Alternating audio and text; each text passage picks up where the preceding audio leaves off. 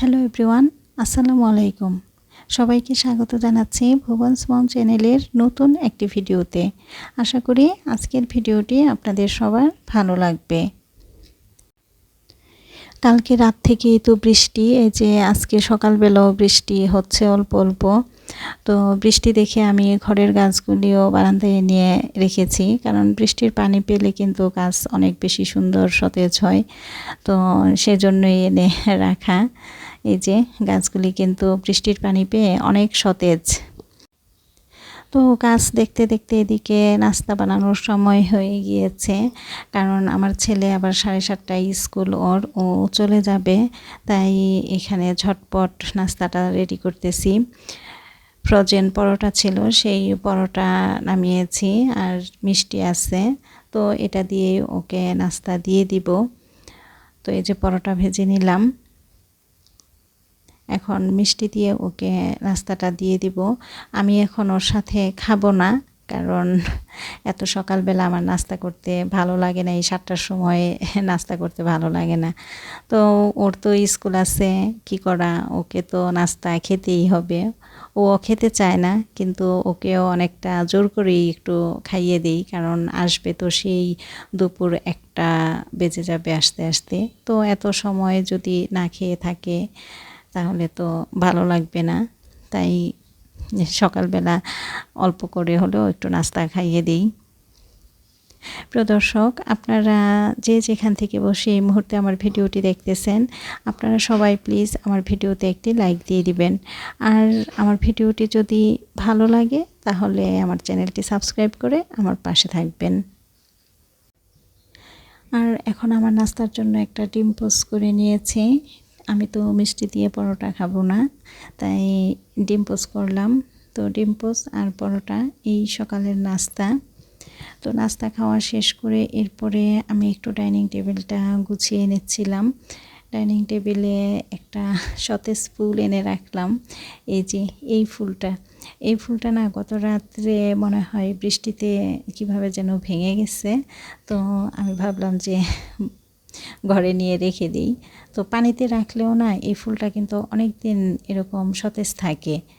তো এজন্য আমি আবার ডাইনিং টেবিলে এনে রেখে দিলাম। আমার ছেলের পড়ার টেবিলটা একেবারে অগোছালো। তো ও তো সকালবেলা দেখা যায় তাড়াহুড়া করে স্কুলে চলে যায়, অনেক সময় গোছাতে পারে না। ও নিজের টেবিল নিজেই গোছায়, কিন্তু মাঝে মাঝে আমি আবার গুছিয়ে দিই, কারণ যখন দেখি এলোমেলো হয়ে আছে তখন আমার কাছেও ভালো লাগে না। আর এই যে এই ডিম এনেছিলাম গতকালকে সন্ধ্যায়, হাঁটতে বের হয়েছিলাম, তখন ডিম নিয়ে আসছিলাম। তো ডিমটা ধুয়ে পরে পানি ঝরাতে দিয়েছিলাম, এখন ফ্রিজে রেখে দিব। এই ডিম গত 15 দিন আগে যে আনছি তখন কিন্তু 390 টাকা কেস নিয়ে আসছিলাম। তখন মনে হয়েছে যে সর্বোচ্চ দামে ডিম কিনলাম। তো গতকালকে আনছি, 1 কেস নিছে 400 টাকা। তো কি বলবো, দোকানদার বলতেছে যে ডিমের দাম আরও বাড়বে, কিন্তু দাম যতই বাড়ুক আসলে ডিম তো প্রতিদিন লাগেই, ডিম কিনতেই হয়। তো মোটামুটি অনেক কাজই করলাম, ঘর গোছালাম, ঘর ঝাড়ু দিলাম, তারপরে যে ডিমগুলি রাখলাম। তো এখন ছাদে আসছি, একটু আমার কিছু সবজি গাছ আছে, এই যে পুঁই শাক, তারপরে মিষ্টি কুমড়ের গাছ। তো ভাবলাম যে এগুলা একটু দেখে যাই, বৃষ্টি পেয়ে এই গাছগুলা কেমন হয়েছে। তো এই গাছগুলিও কিন্তু বেশ সুন্দর হয়েছে। এরকম টবের মধ্যে সবজি চারা থাকলে কিন্তু দু একটা ভালোই লাগে, মাঝে মাঝে নিয়ে একটু খাওয়া যায়। এই যে পুঁই শাকটা বড় হয়ে গেছে, এটাও কেটে নিয়ে যাব। তারপরে মিষ্টি কুমড়ের গাছটাও কিন্তু বড় হয়ে গেছে, বেশ কয়েকটা ডালপালি হয়েছে। তো দেখি একদিন নিয়ে যাব কেটে, শাক খাওয়া যাবে। আর এই যে এত সুন্দর পুঁই শাক হয়েছে না, এই পুঁই শাক কিন্তু আমি বিচি লাগাই নাই, এই পুঁই শাক যে বাজার থেকে কিনে আনছি সেই ডাঁটি লাগিয়ে দিয়েছি, আর এত সুন্দর গাছ হয়েছে। এই কচু পাতাটাও আমার টবটা পাল্টাতে হবে, টবটা নষ্ট হয়ে গেছে। এরপরে তো এই যে নিচে চলে আসছি ছাদ থেকে, তো দুপুরের রান্নার আয়োজন করব। বাইরে তো বৃষ্টি, তো ভাবলাম গরুর মাংস রান্না করি, পোলাও করি। এই খাবারগুলি কিন্তু ঠান্ডার মধ্যে বেশ ভালোই লাগে। তো গরুর মাংস রান্না করব ঝাল করে, আর বেগুন করব সস দিয়ে, আর ডাল করব, পোলাও করব, এই দুপুরের খাবার। তো মাংসটা এখানে আমি একটু মাখিয়ে নিচ্ছি।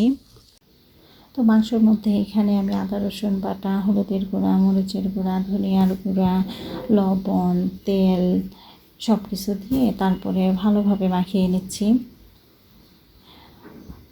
মাংসটা এভাবে মাখিয়ে কিছুক্ষণ রেখে দিলে পরে রান্না করলে কিন্তু মাংসটা অনেক বেশি টেস্ট হয়।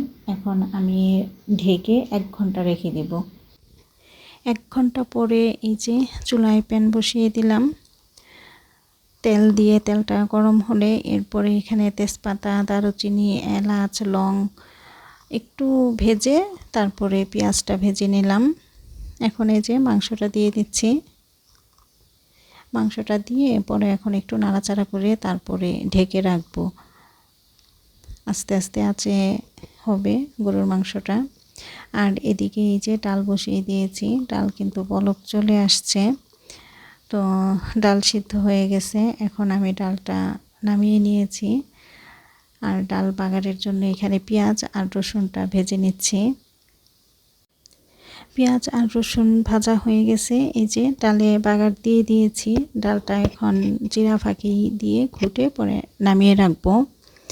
আর এই যে এদিকে বেগুন তো চাকচাক করে কেটে নিয়েছি। এখন বেগুনের যে মাঝের অংশটা, নরম অংশটা, সেই অংশটা আমি চাকু দিয়ে এইভাবে গোল করে কেটে নিচ্ছি। এইভাবে করে আমি প্রত্যেকটা বেগুনের এই মাঝের অংশটাই কেটে নেব। এই তো কাটা হয়ে গেছে। এখন যে মাঝের অংশটা সেটাকে আবার কুচি কুচি করে কেটে রাখতেছি, কারণ এই মাঝের অংশটা আমি বেগুনটা যখন সস দিয়ে রান্না করব তখন পেঁয়াজের সাথে মিক্সড করে দিব।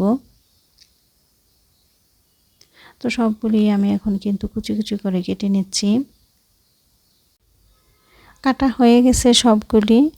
আর এদিকে মাংসটার কি অবস্থা, মাংসটাও কিন্তু কষানো হয়ে গেছে। তো এখন একটু নেড়ে চেড়ে তারপরে পানি দিয়ে দিব। গরম পানি করে রেখেছি, পানি দিয়ে দিলাম।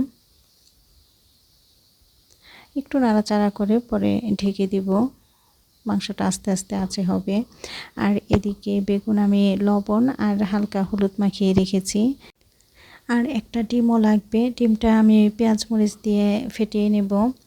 তো এখন আমি বেগুনটা ভেজে নিচ্ছি। বেগুনটা এক পাশ হালকা হয়ে গেলে এরপরে যে ফেটানো ডিমটা বেগুনের যে মাঝের ফাঁকা অংশটা, সেই ফাঁকা অংশটাতে দিয়ে দিব। প্রত্যেকটা বেগুনেই আমি এই ফাঁকা অংশটাতে দিয়ে দিচ্ছি ডিমটা। এখন উল্টিয়ে নিব। এপাশ ওপাশ দুপাশ যখন হয়ে যাবে তখন আমি একটা প্লেটে উঠিয়ে নেব।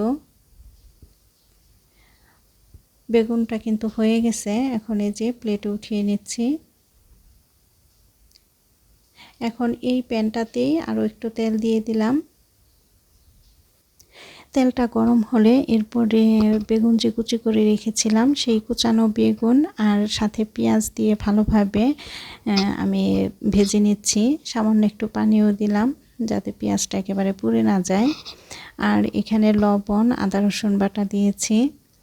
এখন ভালোভাবে একটু নেড়ে নিচ্ছি।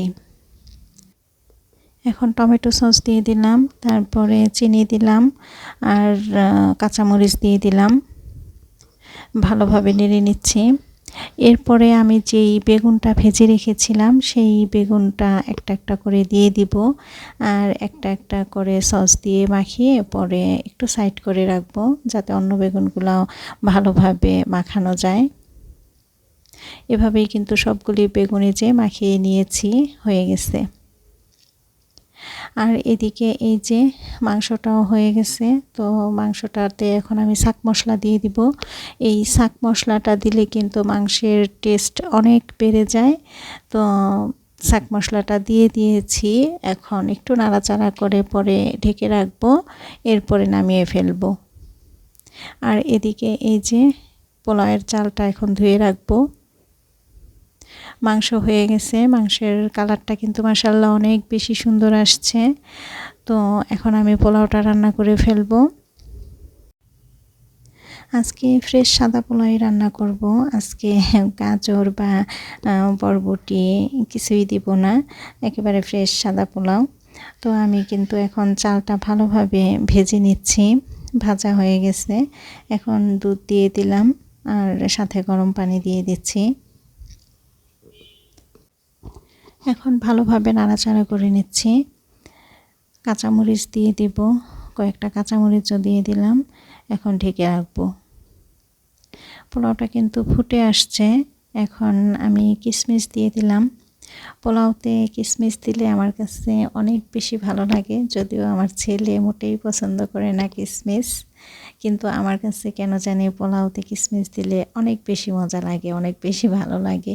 তাই আমি কিন্তু সব সময় চেষ্টা করি পোলাওতে কিশমিশটা দেওয়ার জন্য। একেবারে ঝরঝরে সাদা পোলাও। তো এখন আমি লাস্ট পর্যায়ে এখন ঘি দিয়ে দিব। ঘিটা সবসময় আমি পোলাও রান্না করলে এই সময়টাতে দিই, কারণ এই সময়টাতে ঘি দিলে না চমৎকার একটা স্মেল আসে। তো ঘি দিয়ে তারপরে ঢেকে রাখলাম। আমার দুপুরের রান্নাটা কমপ্লিট হয়ে গেল।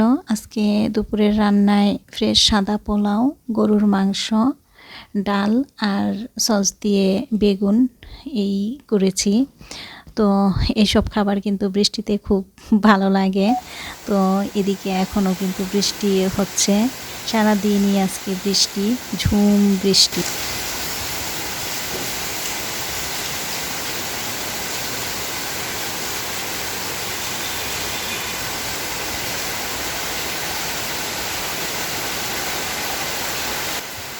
তো প্রিয় দর্শক, আজকের ভিডিওটি এই পর্যন্তই। দেখা হবে অন্য একদিন নতুন একটি ভিডিও নিয়ে। আশা করি সেই পর্যন্ত সবাই ভালো থাকবেন, সুস্থ থাকবেন। আল্লাহ হাফেজ, আসসালামু আলাইকুম।